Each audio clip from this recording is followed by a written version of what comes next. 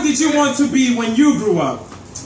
I was immediately shifted to a time in middle school when teachers would ask me this very same daring question. You know, ever since I was 8 years old, I've always wanted to grow up to become a cigarette because it is the only thing that my father could never abandon. For as long as I can remember, I've always felt like a man constantly in reverse, like the backwash of a dream, like karma's favorite crash test dummy, constantly begging someone for all the love they've already given me. See, I started drinking and being with women in order to fill up all of the potholes inside of my spirit, but drinking more absolute only made me more obsolete as I treated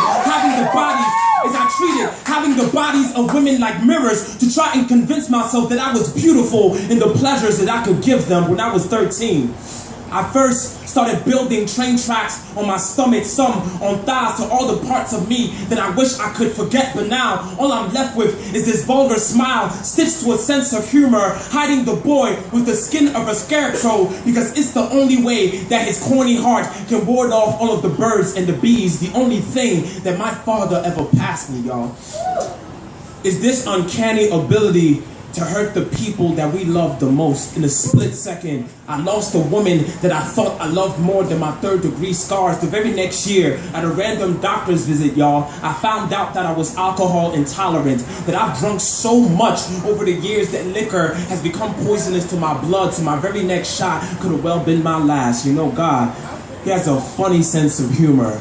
Took away the two things that I harbored on the most to teach me of real love, and that women and liquor are not a cure to your loneliness. So what do you want to be when you grow up? I answered, I want to be a pediatrician.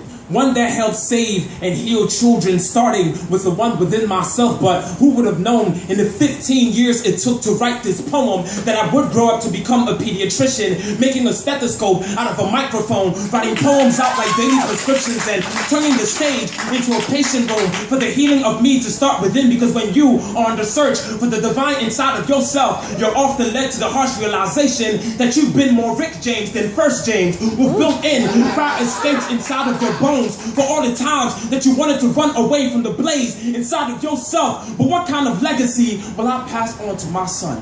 Will I give him a legacy of just another black boy with hands like ashtrays for him to inherit the butts of his father's mistakes? See, I used to want to grow up to become a cigarette. Made sense because I'm a cancer, but there's no chemotherapy to my astronomy. Yet I still radiate like a sun that is afraid to shine, but always willing to give all of his light to save anybody's sunset, which is all with the excruciating reality that I do not want to die alone. So I tell him, son, you can grow up to be anything that you want. Just make sure to never end up nothing but just a small escape inside of a slow burning pulse, kind of like a cigarette. Word.